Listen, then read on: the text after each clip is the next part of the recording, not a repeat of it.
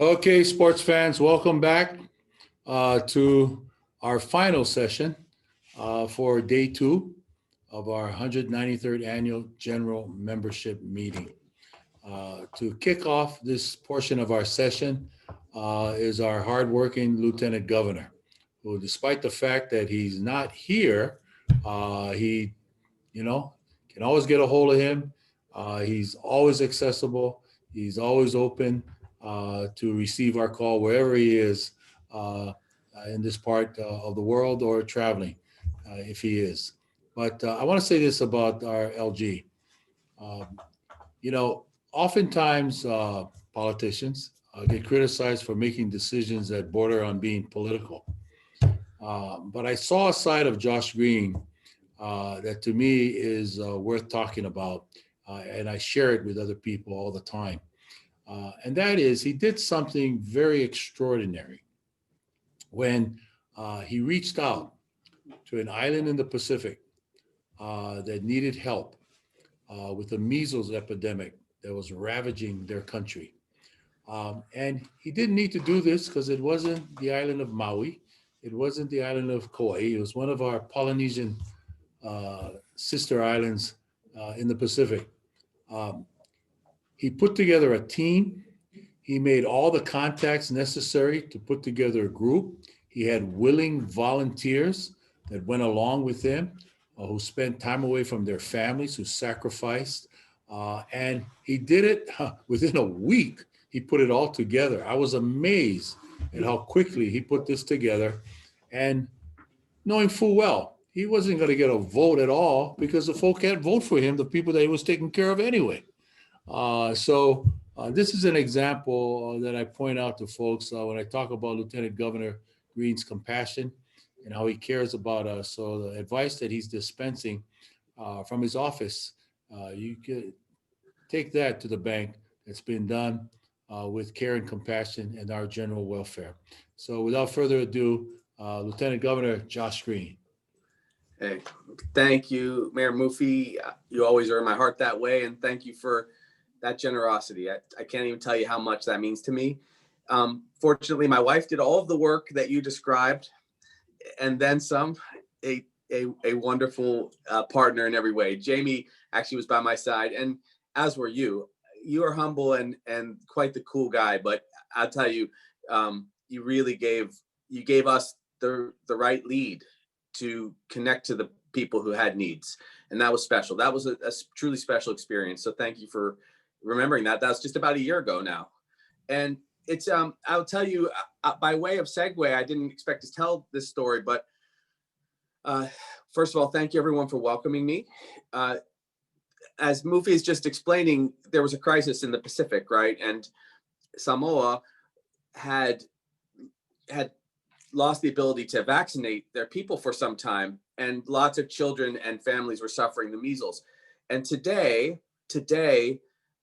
I was talking to my favorite pediatrician who was with us on that medical mission, Nadine Tensala, pediatrician doctor. And I asked her today, how are we doing on COVID? What's the impact on our keiki? And she gave me a list of things. And the first point she made was that many of our children, because of the pandemic, because their lives are being disrupted, have been unable to get vaccinated and are struggling. And we will see some of the repercussions of that. And it made me think of what we were able to do together. And it was a lot of work, which was very fulfilling, and it was heart-wrenching too. But we together vaccinated just like 37,000 people in 2 days, and that was a place far away from our islands, but it is now playing out across Hawaii too, and across the mainland United States. And I think that we should not forget that during this global pandemic, which I'm going to dive into now for us, is affecting everyone. Not a single soul in this world is not affected in some way, and children are often very seriously affected. And those children who have caught COVID, some have had serious complications, though none have died in Hawaii, which is a blessing. But many families are seeing the great struggle. And that's why when we talk about it today, we need to we need to kind of recollect how big a deal this is. And if I may, I'm going to have some slides and share some stories, if that's okay, Mufi.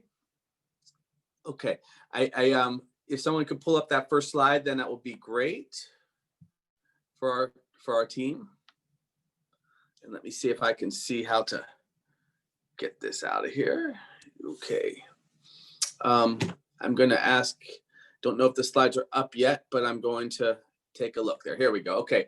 So thank you for this. And again, thank you to HLTA and the conference today for welcoming me. So my role is as Lieutenant Governor, but as Mufi points out, I actually spend much of my time looking at these challenges through the lens of being a physician. So if we could go to the next slide, please. So I want to talk a little bit about COVID and how it's affecting us and how it affects our economy and our lives. I'm going to go through a lot of these slides somewhat quickly because you know some of these things, but I want to have time for us to riff and speak together. We had today 97 cases or so, and in addition to our challenges today, you can see that the last 7 days, we've had a little bit more COVID activity, 101 cases on average for the last 7 days. The positivity rate is important because at 2.3%, we're in a good range. We are one of the only states now in a good range. And there was just an announcement from the Western region, California and Washington State, that they're now going to begin to look at cracking down on travel into their state or when people return to their state. And they may start considering quarantine. And it will, of course, impact us. Also, the idea is to stop the spread of COVID, which is now raging. I'm here in Washington, D.C. for 2 days to have meetings with people about it. Most of what we've seen is clustered activity. It is not really from tourism. And I want to point that out. I'll speak to that point a lot more. But these are from college gatherings and coworkers eating meals together and schools and social gatherings. With a positivity rate under 3%, it's under control. Between 3 and 5%, it is danger, and 5% and higher, it begins to run rampant. We touched 11% at one point, and we peaked at 300 plus cases a day when we were at our worst in August. That manifested itself with a big burden on our hospitals.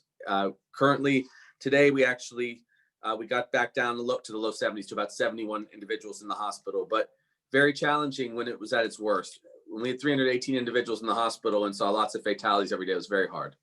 Next slide, please. How do you stop COVID? Well, COVID can be managed. It can be handled, and it can be handled well if people take the right steps. And this is one of the places we have to be very thoughtful and serious. In this last week, these numbers fluctuate week by week, but last week saw Hawaii County actually do the best of all counties at 86% mask use, 83% in Honolulu. Kauai was struggling at 76% and Maui at 85%. And for perspective, if you're not well over 90, 95%, you will see spread. And it's very difficult to stop the virus. Of course, there are lots of things to do. But when they did pass a mask mandate in Kansas, one county next to another, they were allowed to choose. The counties that had mask mandates implemented saw a 50 to 61% decrease. In other words, imagine our case count of 97 instead being 49 or 48, or the day before, instead of 118, if it had only been 59, and so on. Much more manageable, and it makes everything easier. So a statewide mask mandate, which we do not have, we have the expression of one, but we don't have a singular mandate with a simple fine that can be used as a deterrent. We don't have that, and that's what we need if we really want to get people to control the virus. And it would help our industries immensely, just the clarity. Other things, of course, physical distancing, hand washing, staying home when sick, those are critical too. Next slide, please. We test a lot more people. We're up to 5,000 tests a day. If we test close contacts of positive cases, we can stop it in its tracks. When I had COVID, which I'll share, was not a pleasant experience. And I looked pretty grim when you guys saw me in my 9-year-old's bedroom in isolation. It was tough for a couple of days, and I worried about whether I would spread it to my family. But they were close contacts and were immediately tested and were negative. And by doing the right things, they never caught it, which was a blessing for us. But also none of my coworkers, none of them at the office did either, because I immediately was wearing masks throughout, but immediately we all were tested and separated. So it does work. We're testing people in advance of coming into Hawaii, which is a challenge. It's problematic for some, but it is keeping our numbers very low, and we're doing surveillance testing, which I'll talk more about. Contact tracing, we now have over 400 people, 311 on Oahu, 109 on the neighbor islands, that was as of the 8th of November. And we can put people in isolation if they're, in a multi-generational family, need help to have space. Next slide, please. We know that the healthcare system has to work, and we have to have enough ICU beds. We have plenty. We often don't have enough staff, though, and so we added 170 medical employees. We use CARES money to do that.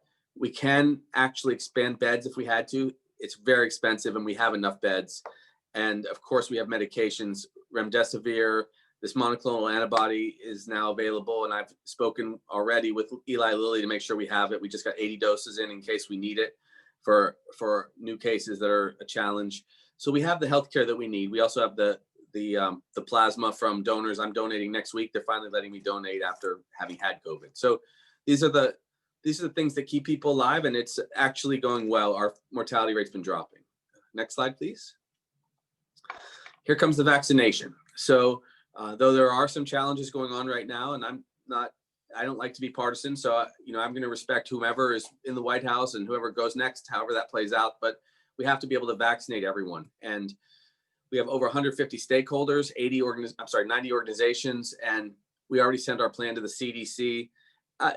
Kind of in summary, and we can send you this too, we will vaccinate 44,000 people in the first phase, which are mostly healthcare workers and our kupuna, to protect them, especially if they work at long-term care facilities. And then in the second wave, which will come sometime in spring, we will vaccinate 500,000 people or more if we have the demand, if people are willing to be vaccinated. And that will really then kind of give us a light at the end of the tunnel for those who believe in vaccinations. It's not for me to say, but I do believe we have to be mindful of it. I will be getting a vaccination as long as it's safe. Next slide, please. The Safe Travels program, we had to open the economy, in my opinion. We are seeing a great deal of suffering and struggles. To give you one story, one of my medical partners or friends who has they have the largest group of physicians in the state. They saw a 30-fold increase, 30 times increase in individuals that were calling in saying that they might harm themselves because of the isolation and because of the stresses on their lives because of COVID. And so we knew we had to open and begin to restore some normalcy, but safely. So the pre-travel testing program was thought up much by me and a few other people that worked on this, very good people, General Harrer and others. And we launched it, excuse me, on October 15th. It's now been just under a month. We've had 242,000 individuals screened. Of them, 214,011 have been exempted, meaning they got a negative test. Excuse me, within 72 hours from one of our trusted testing partners. We're launching more partners to make it a little easier, or getting a state exemption if they were clear and low risk for COVID. 11,000 people are currently in quarantine. They got the wrong test. They refuse to get tests whatsoever, and so on. So it's not easy to police this, but it's a heck of a lot better than before. And we've had a very small number of individuals end up being positive for COVID after this. The breakdown is about 2 to 1. 164,000 visitors, 77,952 returning residents. A lot of people have been returning or traveling inter-island or so on because they finally can get up and move. Like I'll be a returning resident on Tuesday. Next slide, please. These are some of the quick facts, just in graphics for people. HawaiiCovid19.com is the place to go.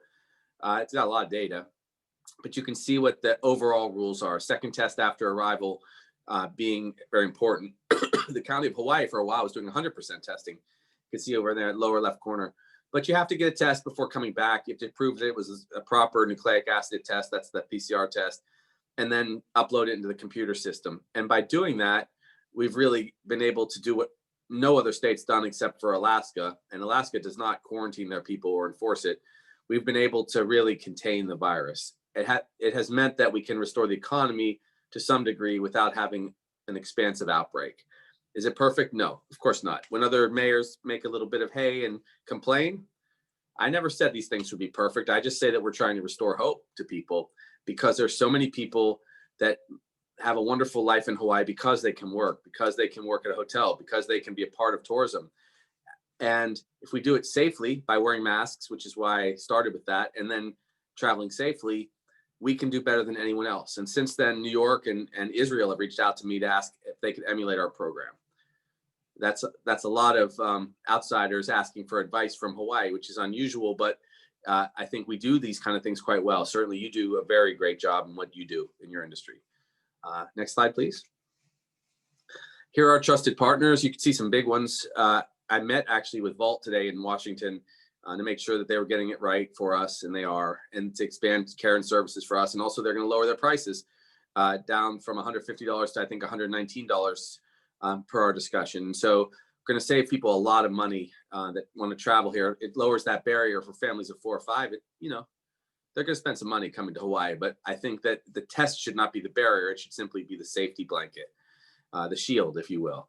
But there's Kaiser and Quest and Walgreens and so on. And Carbon Health is up in Alaska. United and Southwest are all over the place.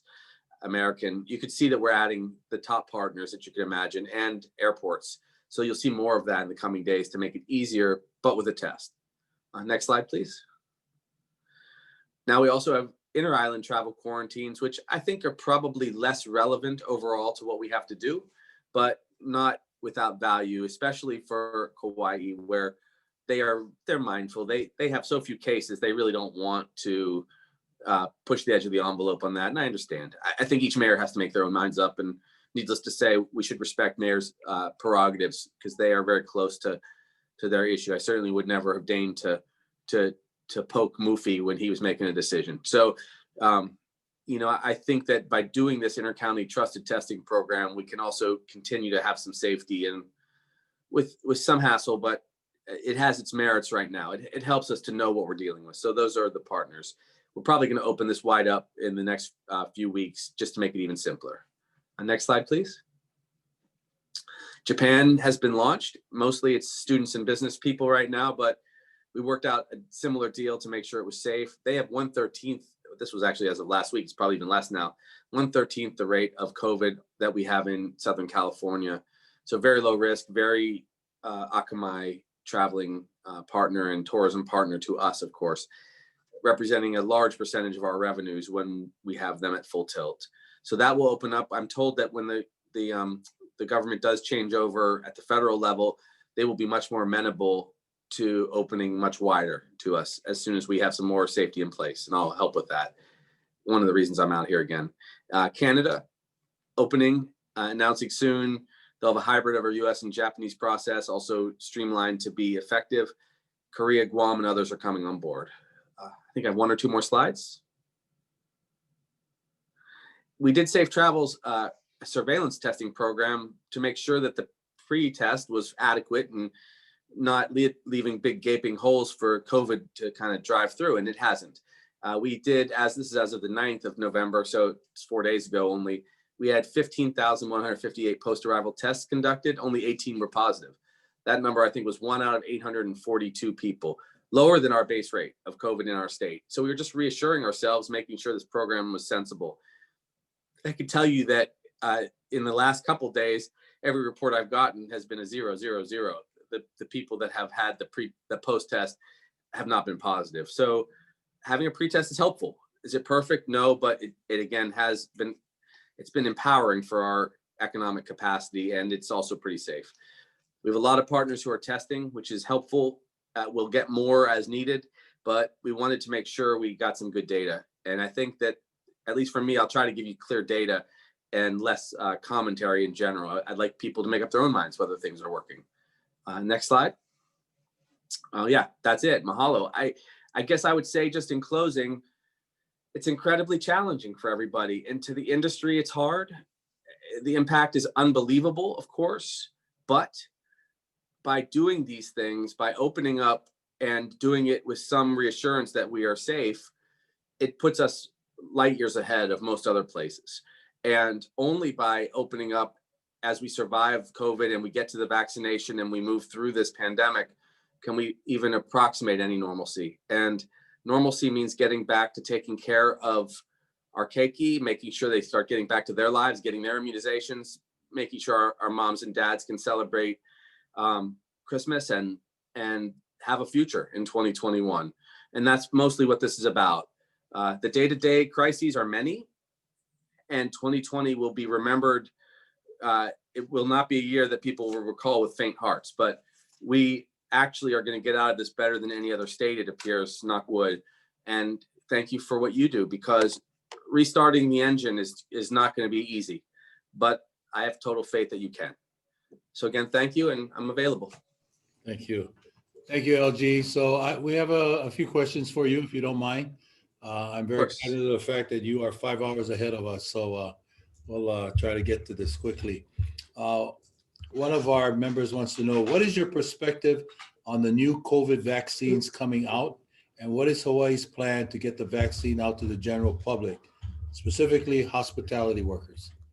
Yes, so hospitality workers and teachers, I believe, will be in category 2, unless they also fall into a category 1 risk factor, like they are providing healthcare at hotels or facilities, or if they are a little bit more senior and fall into a higher risk category.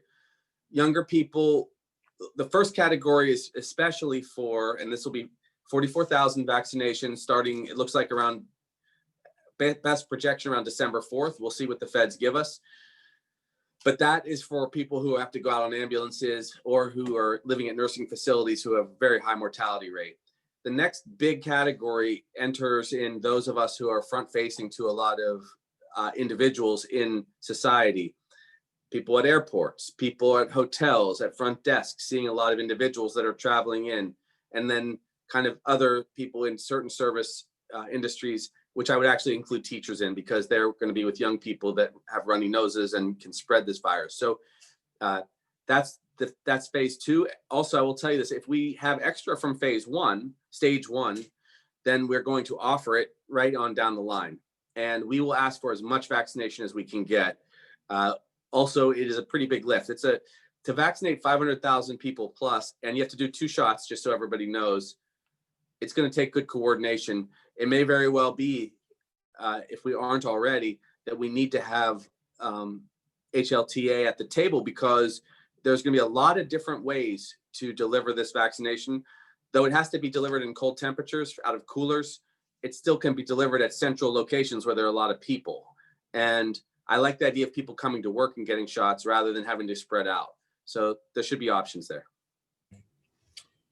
Here's another question. You recently have made some public comments about the need to have a mask mandate. Given the fact there seems to be a difference of opinion with the legislature, the governor, and now that you have opined, what do you think is the best way for us to make sure that everyone takes this responsibility seriously? Well, the data is there, Mufi. I think that, the data shows very clearly across many states that if you have a clear mask mandate, you do lower the cases. And lowering the cases means that we have more, number one, we have fewer casualties or hospital care that's needed. And 2, we have a lot more latitude to open up our economy. We have room to breathe. We don't have a mask mandate right now. We have a semantic argument about a statewide mask mandate. We have an order in the emergency proclamation, the executive order, that says you have to follow the mayor's leads in each county, but each county has different rules. And the biggest problem is that the only penalty that's available to us is the misdemeanor charge, which is a $5,000 fine up to or a year in jail. And they've done 70,000 of these. They're going to all be dismissed. I mean, that just the courts can't handle them. But if it's akin to a jaywalking ticket or what have you, then you know how it works, right? The police will look squarely at somebody and say, "What the heck are you doing? Where's your mask?" And if they mouth off, they're going to give them a $100 fine. And if they see a few young people, they'll make an example of them, or at the beach, and then people catch on very quickly. That's the mandate that we need. I would really greatly appreciate it if we could do it in a special session. It may not be possible, but if we don't have that, we're just going to be preaching it, and only so many people listen to their preacher. So especially if it's Governor Ige, right? So they're only going to listen a little bit to that. So I would hope that we can come to the conclusion that it's in our interest to do it. It's less onerous. It's not this crazy misdemeanor charge. And then it's also temporary just to get through the time that this crisis is still raging. We really need it.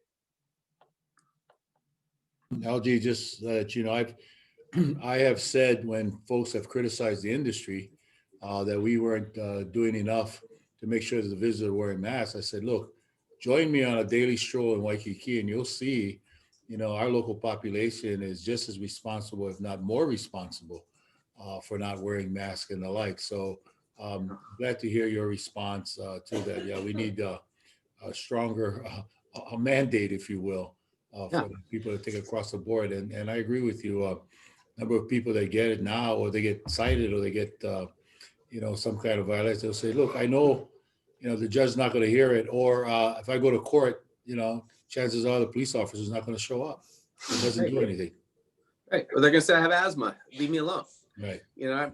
So we can clean that up. And look, if we could decrease cases by 55%, we're sitting pretty. We're going to need that. Okay. I have another question here from one of our neighbor island members.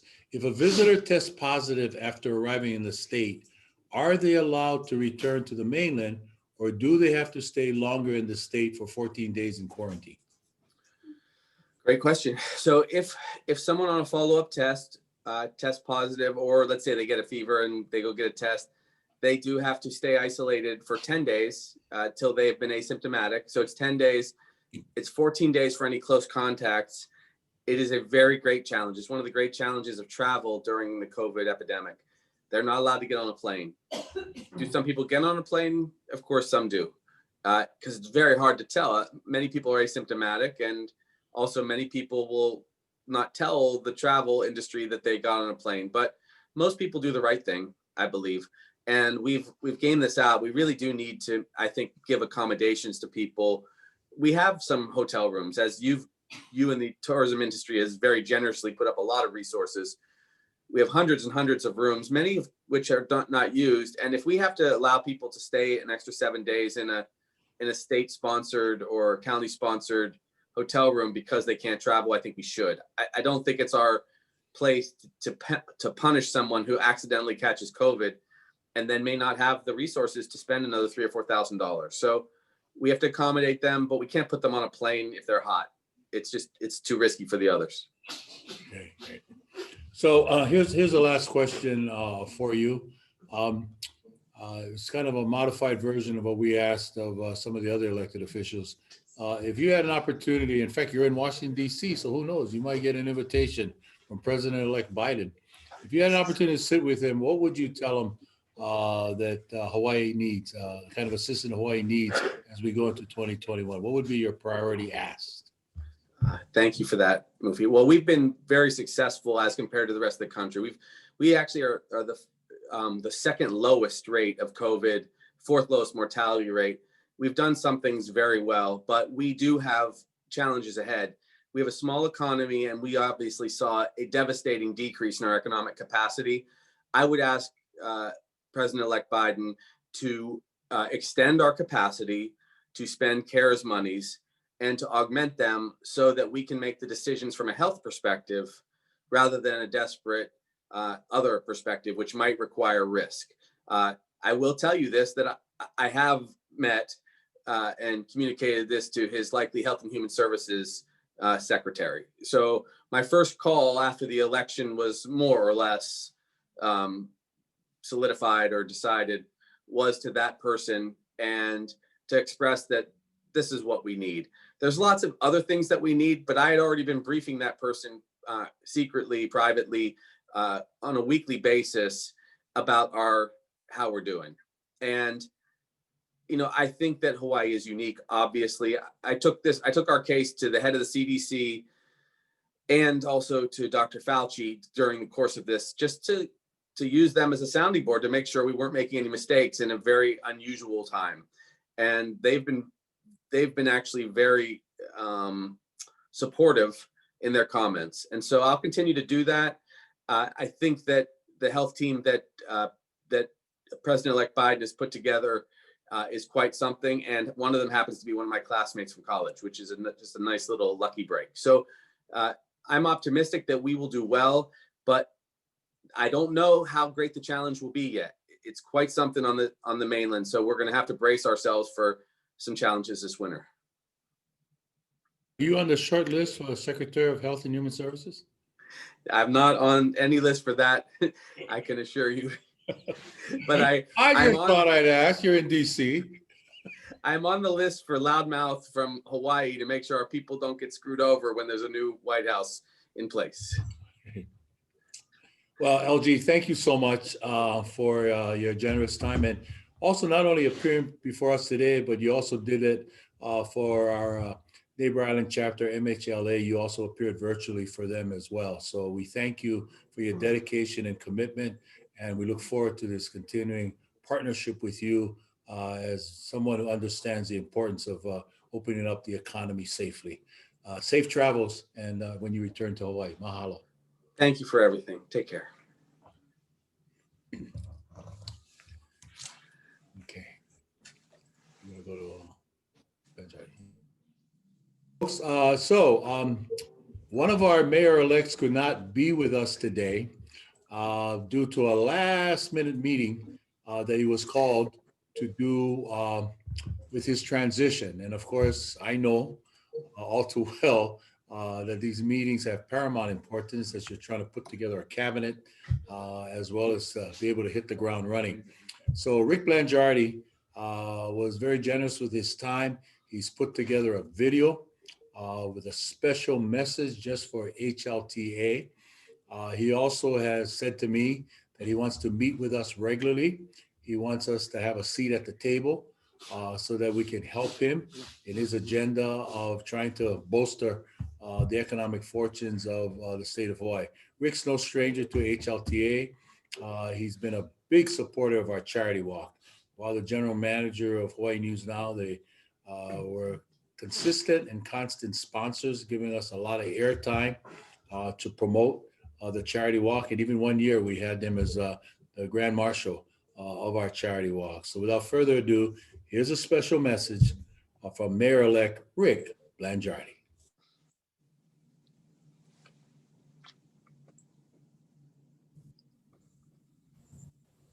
Aloha. I'm grateful for the opportunity to address all of you as members of the Hawaii Lodging and Tourism Association at your general membership meeting. And I want to thank Mufi for inviting me to share a short message during today's program. Now, I wish I was joining you live. However, we've hit the ground running since the election, and I've been fully engaged in transition planning so that our team is well prepared to serve the people of Oahu on day one.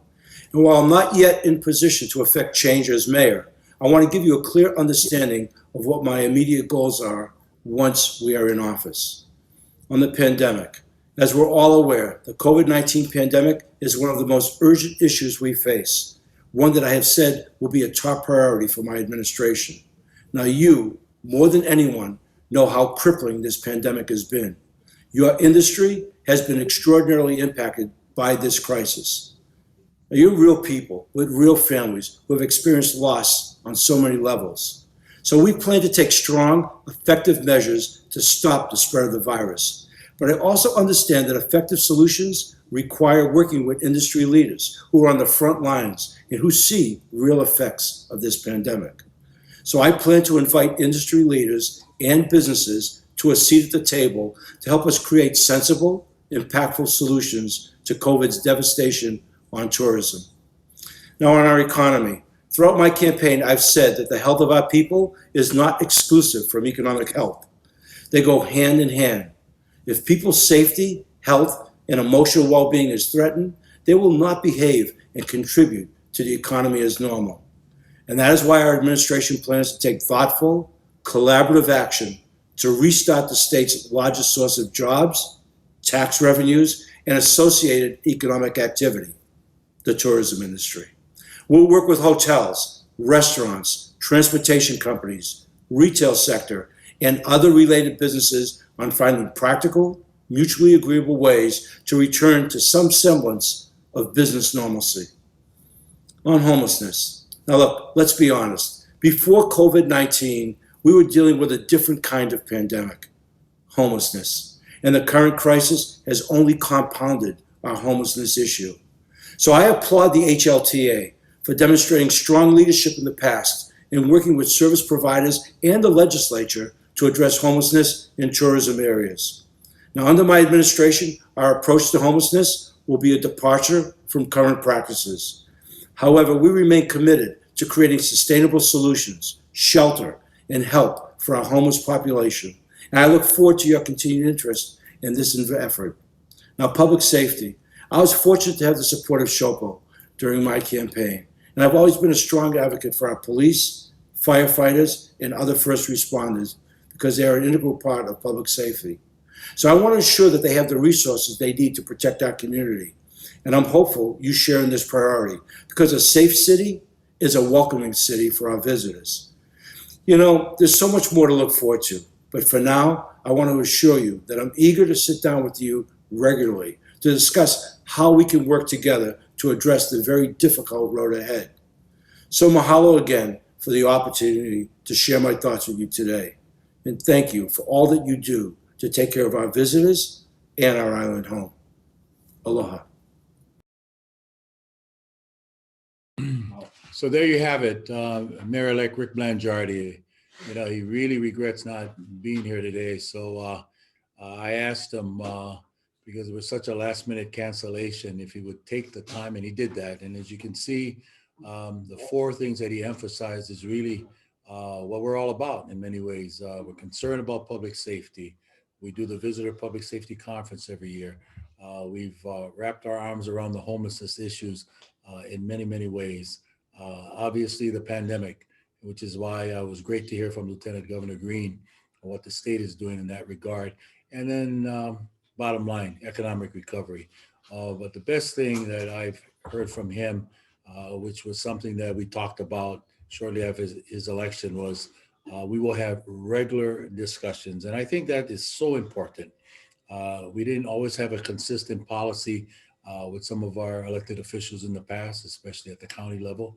But in this particular case, he welcomes that ongoing dialogue. So that will be very, very helpful for us as we move into 2021. We have some very important guests I want to introduce at this time to have them share their manao. I've talked in the past of my deep appreciation and gratitude of our tourism champions at the legislature. You know, it's important to have support at the executive branch, but we also need support at the legislative branch.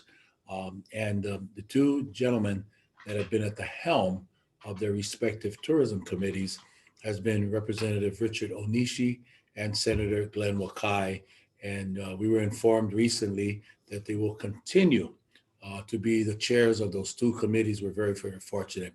We're going to ask first for Representative Richard Onishi to give remarks. I know if this were a live meeting, he'd be here because I tell you, he is everywhere. He lives on Hawaii Island, but somehow he would find his way to meetings no matter where they've been held throughout the state of Hawaii. So we thank our tourism champion at the State House of Representatives, Richard Onishi, for making time for us. And congratulations again, Representative, for your reelection effort. Thank you, Mufi, and aloha to you and to all of your members that are on this inaugural Zoom general membership meeting. All of you, as well as all of us, this is a new method of communication that many of us weren't used to, but have learned quickly on how to adapt to. I want to thank HLTA for their support and endorsement for the election. As you know, the House of Representatives, we run every 2 years, and you know, your support and the industry's support helped carry me through to another win. And as you mentioned, I'm very happy and privileged to be able to chair the House Tourism Committee. And this year, we have added to my responsibilities labor. And so it will be one committee, tourism and labor, We will have, we have not set our hearing dates, but we will have hearings probably on tourism separately from labor. But I do know that some of the issues will be joint issues. Obviously, unemployment insurance, how we're doing that, how we are going to address the problems that have surfaced. Some of the things that have come up, I know has frustrated not just your members, but your members' employees too. And we hope to move forward and get a better handle on how we are addressing those problems, how we will be fixing it, and how we'll be looking into the future to ensure that this kind of situation does not occur again. As for many of your members, they too were on the quote unemployment line and needed to get support from government and from the state of Hawaii. And unfortunately, our office, as well as all the other legislative offices, I'm sure, got emails and requests for assistance from small business members and people that were affected by this pandemic, whether they were in tourism or other economic areas. And so we need to address that. What we're hoping is that this new federal leadership will be able to quickly put together another package to help support the state, the unemployment system, and also provide funding for small business owners who have been adversely affected by this pandemic. So for me, I take it as a great privilege, and whatever input, whatever support you can provide to me, information, if you have concerns or issues, please, don't hesitate to contact us directly or to go through your board of directors or through MUFI or through the staff. And we look forward to figuring out how we're going to do Tourism Day at the state capitol. So I wish you all a great year. And by all means, our office is open to help support you and the industry. Thank you. Aloha. Thank you so much, Representative. So just one quick question for you before I go. So what are your ideas, the fact that we're not collecting any TAT? And in the past, it's always been where we've looked to for marketing support for Hawaii. Is there a plan that you're contemplating, or what do you hear about how that might be addressed, given the fact there's no TAT to do what has been done in the past during the good days? Yes, we have been meeting on the House side. I've met with the finance chair and the vice chair. We understand that the funding for marketing for HTA comes directly from the TAT. We are going to be looking at the TAT. Obviously, the number one priority for us in the House is the funding of HTA and also the operation of the convention center. We don't know how things will be changing in terms of tourism or the ability for us to even hold things at the convention center. But it's not, we still need to plan. We still need to ensure that the facility is functional. We still need to have a marketing plan moving forward, because, we're not gonna change our economy overnight. And tourism is still a big factor. And I believe the House leadership understands that, and we are committed to supporting HTA moving forward out of the TAT funds. Thank you very much, Representative. So how long are you going to keep that due, man? Maybe until Nice. after our official picture. At least that's the goal right now. I think there's Not a sure, movie not casting someone that looks like you, you know? Anyway, thank you so much. Thanks for your time. Okay, thank you, Appreciate it. Mufi. Aloha, everybody. Okay. All right. Now we turn to our other champion on the other side of the chamber, and we're talking about State Senator Glenn Wakai. You know, the thing about Glenn is he's a very popular vote getter here on Oahu. In fact, in his district, sometimes he runs uncontested. That's how popular he is. But having traveled with him, especially to places like Guam and Saipan, he's one of those few guys that could run for office there and get elected. He's popular there too. So we're very privileged to have our tourism champion on the Senate side to join us, who's never at a loss for ideas, and also is a strong supporter like Representative Onishi is of our industry. So good afternoon, Senator. Thank you for joining us.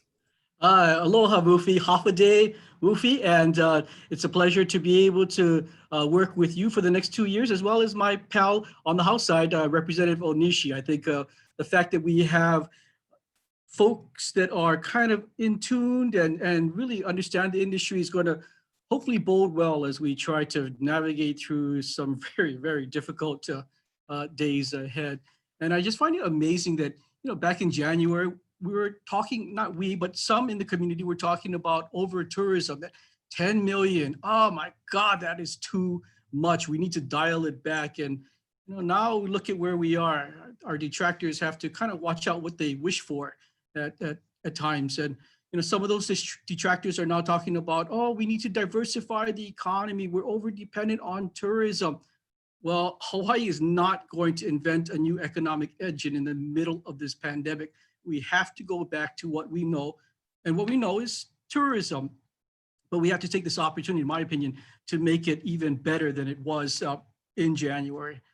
But as we all know, the path ahead is super daunting, and the US is heading in the wrong direction. Its third wave of infections, more than 100,000 confirmed cases over the past week. Yesterday was a record 153,000 Americans caught COVID. And we're looking at Japan as perhaps holding up some of our economic needs. And last Friday, we opened up to Japan. And unfortunately, in the past week, Japan is surging. They had a record 1,685 infections yesterday. That was broke the previous record from the day before. Japan is not quite in the state of emergency, but there is a strong sense of caution rippling through that country. And some of your members might know that Japan really tried to spur domestic travel. They had this campaign called Go To Travel. But now those who were supportive of that are seeing that maybe that push on domestic travel is what is causing the spur in Japanese COVID cases. So there's now this discussion in Japan about travel. It can be bad. And for us downstream here in Hawaii, that doesn't bode well for our efforts to try and get more Japanese here. So I think, the mainland market is having problems. Our next biggest market, the Japanese market, is going to have some problems. And all of that means it's just a very long runway ahead of us. And most of what is in front of us, we have no control over. And what we do have control over, I think, is our ability to better manage tourism in the future. Many of us know that last year, the HLTA set up 4 pillars to improve management of tourism. They focused on natural resources, Hawaiian culture, community, and brand marketing. And since the summer, the agency has been talking about Malama and Aloha as organizing principles. That's great, but we're not going to talk our way out of this pandemic for better outcomes. We need to start executing on an action plan to enhance those 4 pillars. So I offer some ideas. With regard to natural resources, I'm happy to report that recently the Department of Land and Natural Resources is finally going to increase its entry and parking fees at its various visitor attractions.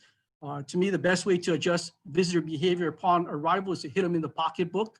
If we don't want them to, just overrun our trails and our certain beaches, then we need to increase the cost, such as for Diamond Head, hiking it from $1. I think $10 is probably a fair amount for someone to spend to hike Diamond Head. And with all of that new revenue, we can malama the rest of our natural resources. And, there are plenty of beautiful places on the planet, but none of them have Hawaiian culture. In my opinion, we take our strengths for granted.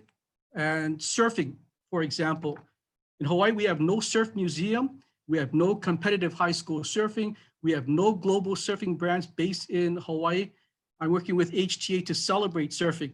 Last month, in fact, we established a surf advisory group within HTA. Next summer in Tokyo, surfing is going to be the first time Olympic event. I'm working with HTJ to have the event open with a Hawaiian ceremony. We cannot let Australia and California steal our gift to the sports world. I'm also working with HTA to have Hawaii designated as America's training ground for future Olympic surf teams. As you know, last month, the US Olympic surf team was practicing in Waco, Texas. That, I think, is sad. We need to position Hawaii as the epicenter of surfing, not just in America, but for the planet. And, on another note, with regard to culture, this weekend I'm attending the Hawaii Civics Club convention to promote hula, because I think that's another gift that we totally don't take advantage of. We really need to, in my opinion, share beyond the Mary Monarch Hula Festival and showcase it to a global audience and have a real global appreciation of hula. So it's on par with ballet, where hula is performed on the world's greatest stages and people are willing to pay a premium to watch hula. So those to me are two actionable things that we should be kind of moving forward on to help with some of the pillars that HTA has set out for all of us to follow. And for, speaking just generally, a lot of times state and government, we provide hurdles for you. We tax you, we regulate you. This year, the government ended up shutting you down. So government always hasn't been friendly to businesses in general and tourism in particular. One of the few gifts that the government has for all of you, with all of you, and partnering with all of you is through the Hawaii Tourism Authority. And as Mufi and Rep. Onishi had talked about earlier, they're heading into some treacherous areas. The agency usually gets $79 million in funding, but as of May, the governor decided to siphon off all of that money. So all of the TAT revenues now are going into the general fund. That means none of that is going into marketing, natural resources, cultural enhancement, none of it. In July, the HTA had $48 million in the bank, and the board approved a budget that would spend all of that down by next June.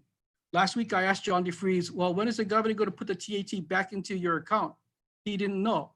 I think it is a serious concern. The HTA, with the current budget and current no revenue stream, is on the path of spending itself out of existence in 8 months.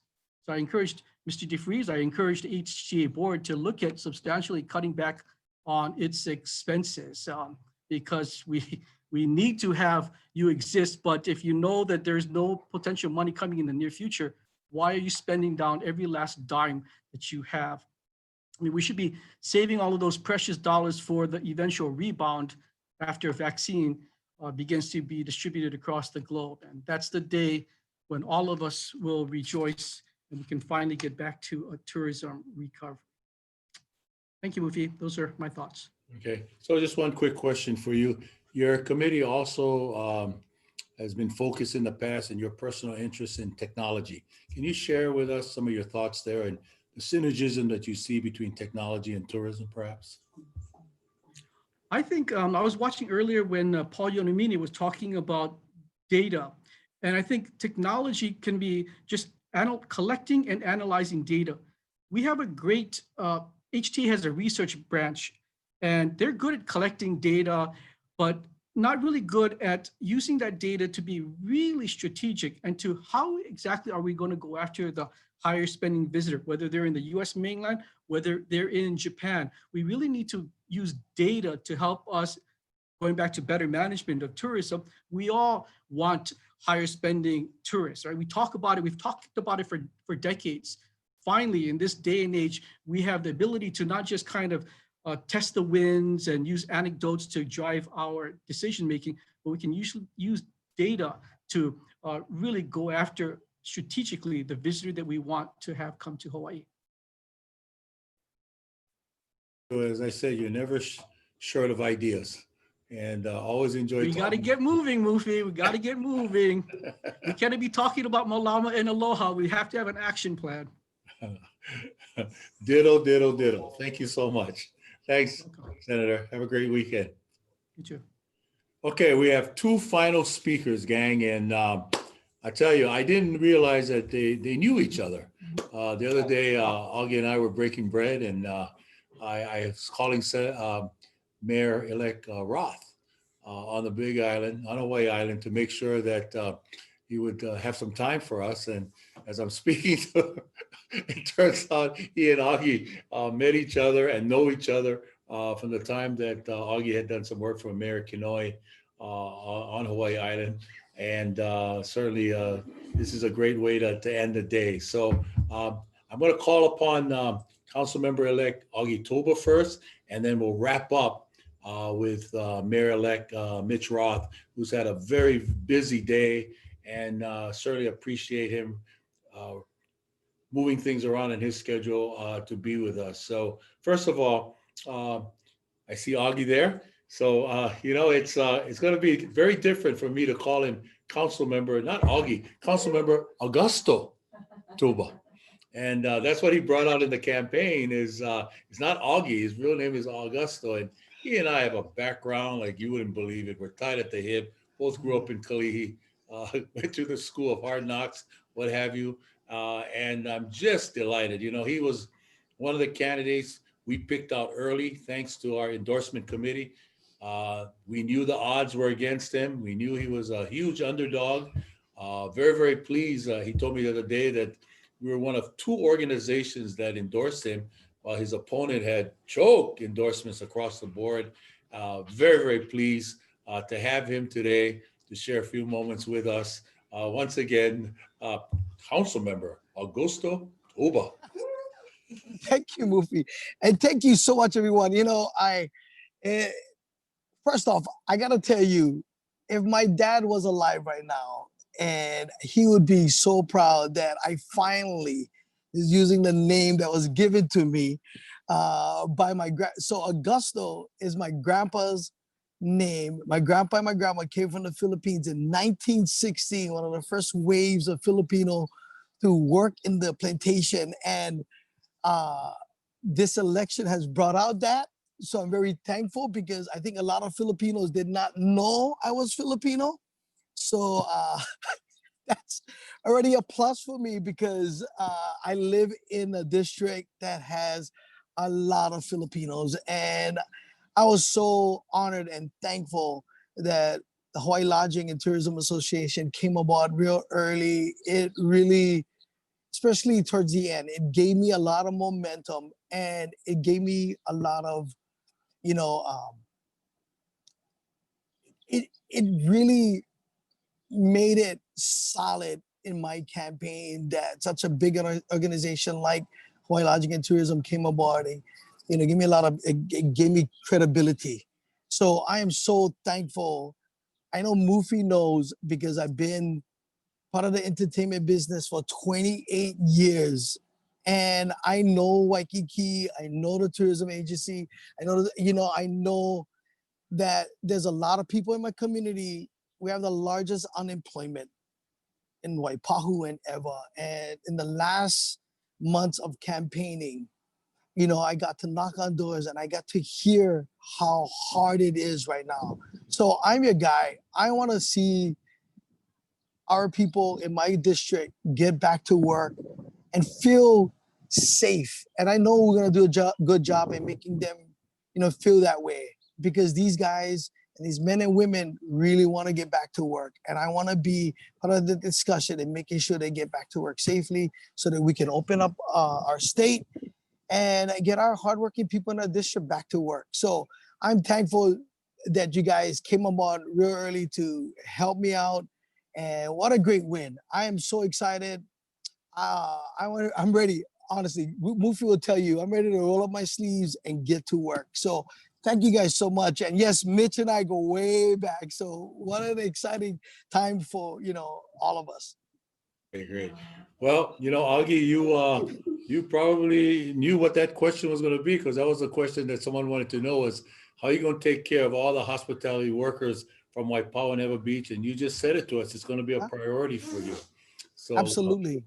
thank you so much, my friend, and Thank you. congratulations. What a great victory for you. Let me ask you this. You Okay. still going to do a radio show? You still going to do comedy? Are you still going to do your television show from time to time? After watching Mufi do this for almost 20 years, absolutely, why not? One of the things that I said in the campaign, if it's anything that I can be an example and hopefully encourage other young men and women, that you can, if you have the heart to serve, you can do that and still enjoy doing the things that you love. I love doing radio. I love getting out there speaking to people, but my heart right now is a heart that want to serve and make my community a better one. But it shouldn't take away from the fact that I love doing other things, like putting smiles on people's faces, doing radio, because Mufi knows there's so much people that you're reaching. And what a great way to get to know me a little bit better. It's not going to be the same Augie that I've Augie in the past, because I made a firm commitment that I was going to work hard in showing people there's much more to Augie than just Augie, the comedian. And I wish that I was given that opportunity, but with COVID, I wasn't. And now I get to tell that story every morning on why I ran. So I appreciate you, Mufi, and I appreciate everybody watching. One day we can do this in person. And so I can shake your hand and look you in the eye and tell you that, I will work hard in moving and be a great partner with Hawaii Lodging and Tourism Association to making sure that we open our economy and make, like I said, get our people working. Thank you, buddy. Take care. Thank you. Take care, Aloha. Augusto. Okay, Muli Ufi, I see you. Well, folks, you saw right there, we have another strong advocate on the Honolulu City Council, and it couldn't have come at a better time, given some of the challenges we faced this year with Bill 80 and the like. So we look forward to his stewardship and his representation on the Honolulu City Council. Now, it gives me great pleasure to introduce our last speaker. When you talk about people needing time to adjust to a new job and what have you, this guy already knows the playbook, because we have been early and strong supporters when he was a prosecutor. We saw how effective he was in that job. And I also had a firsthand look and glimpse at what a tremendous father he is to his family and husband, because we were blessed to have Alex as part of our team. When he ran for mayor, there was no doubt in our mind that this is the guy that we needed there to help us, because he knows Hawaii Island so well. And true to form, he's meticulously preparing to have a smooth transition into office. He had a very busy day today, but he's here live to share his manawa with us. How about now welcoming the mayor-elect of Hawaii Island, Mitch Roth. How's it, Mr. Mayor? Aloha, Mufi. Aloha, everybody. Whoa, getting some sound over here.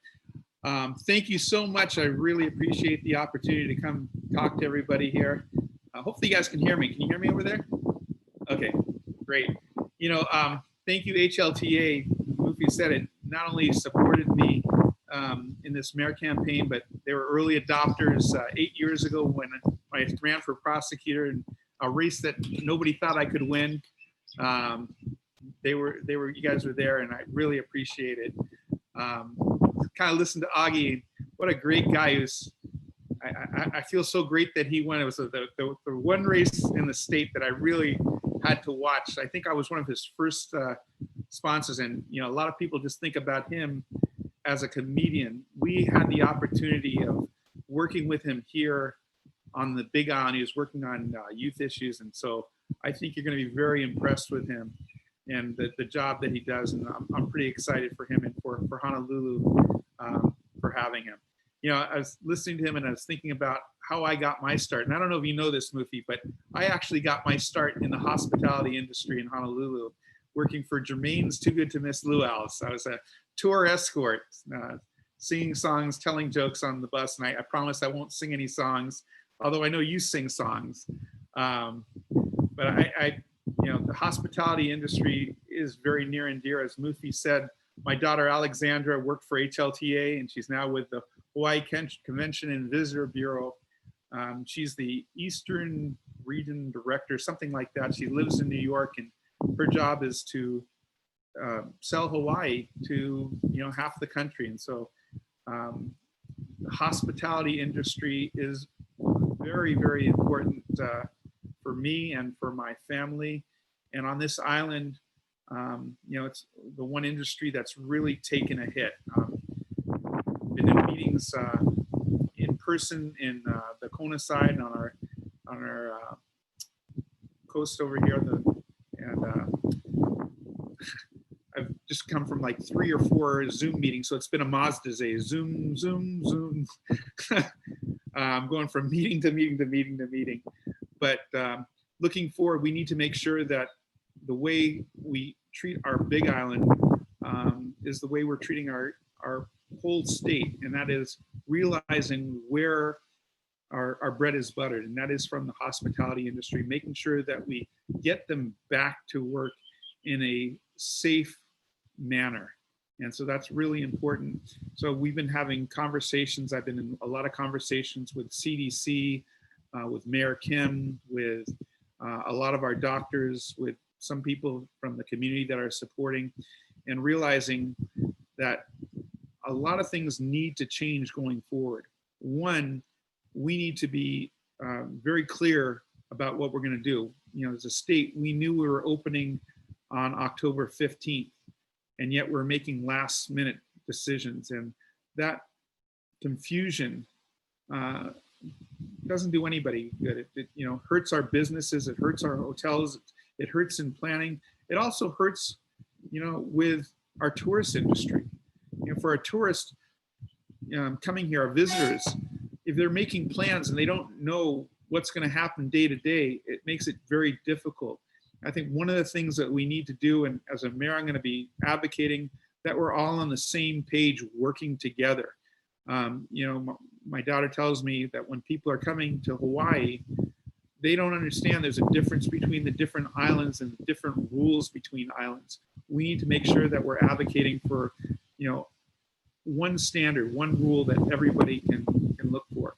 So some of the things that I'm working on right now, of course, we're getting our cabinet together. I'm hoping by next week I will have a cabinet of directors, and then we're going to be working on our executive assistants and things like that. But the other things that we're working on is making sure that we have a COVID recovery plan. And so I'd like to use this opportunity. I spoke to our Hawaii Island Security Professionals Organization with all the hotels, and I've asked them to have a voice in, telling me what changes that they would like to see from hotel security. I'd like all of our hotel managers to also, don't feel that you can't talk to the mayor or anything like that.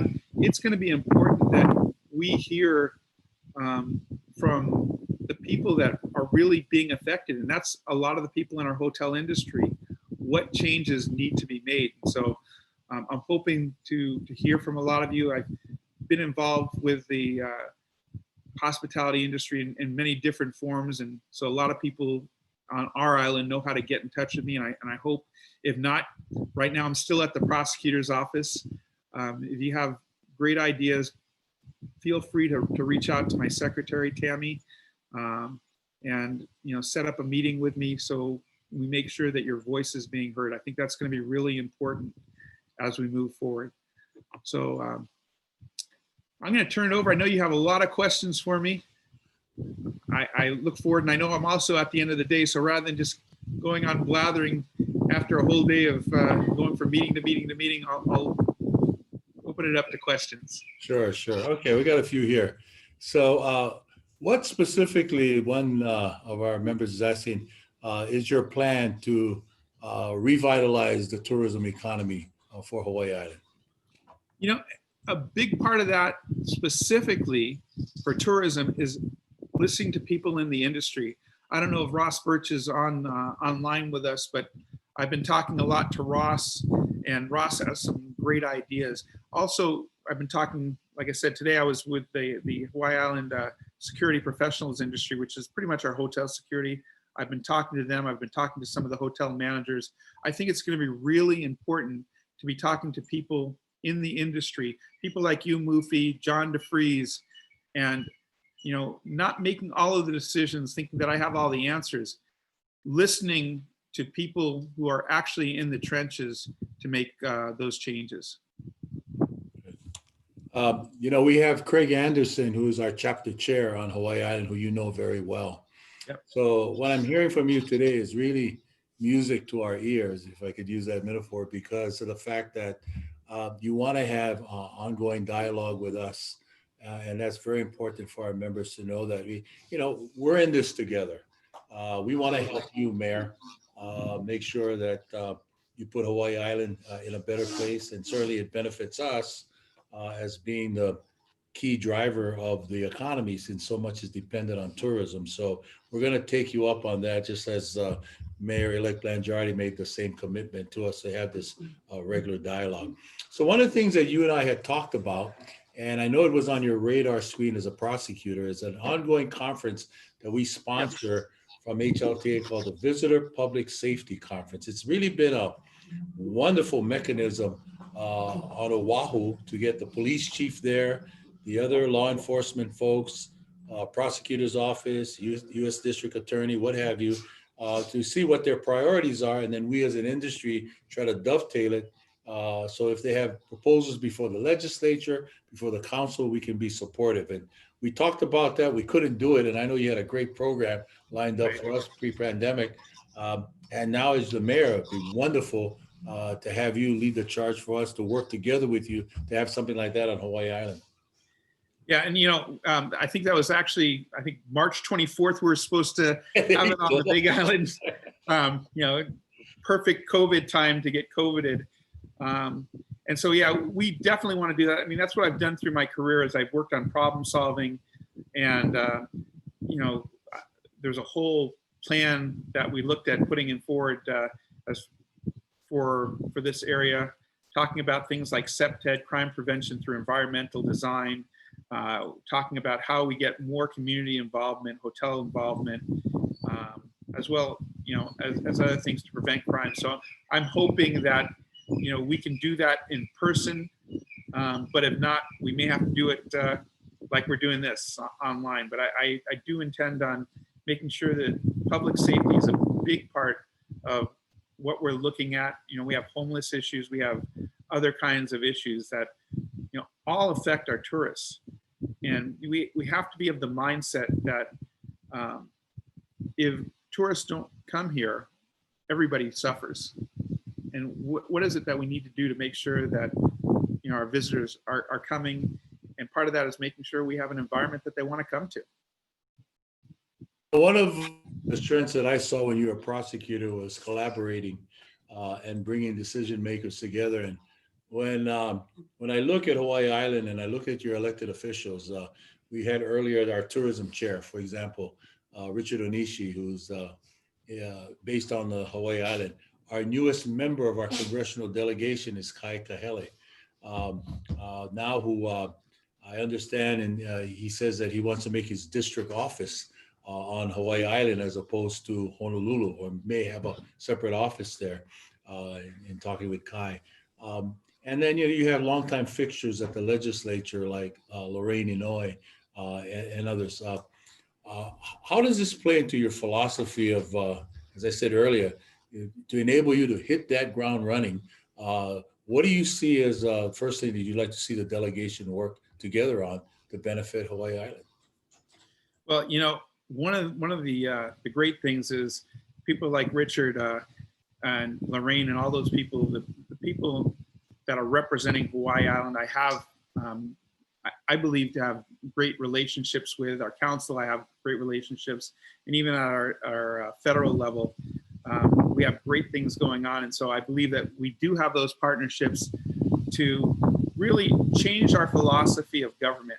And really the philosophy should be a government that's helping people thrive and succeed versus trying to control them.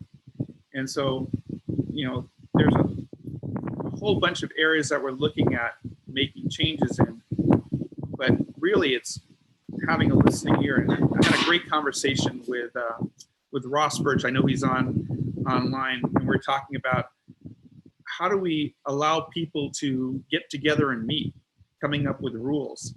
And I think part of that is building those partnerships. And so what I told Ross, and I think he is online, is tell me what you want to see from the visitor industry, the hospitality industry, and we'll make it happen. So one final question. You promised to take care of Naleo and Papaico, my two favorite places, because that's where I resided. I was in Hawaii Island, especially being the champion of Punaluu sweetbread.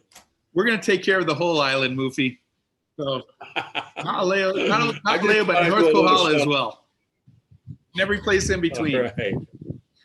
So I got one more, thing. I don't know if I shared this earlier. This inauguration is going to happen on December 7th, a day that will live in infamy. Right. And it will be the first time that a mayor is actually inaugurated on the Kona side of the island. Oh. And I'm making that one of the things that send kind of a message that we are going to do things differently, and we are going to make sure that we're taking care of this side of the island, because this side of the island, the Kona side where I am today, is where a lot of the money is coming in and where our visitors are coming to.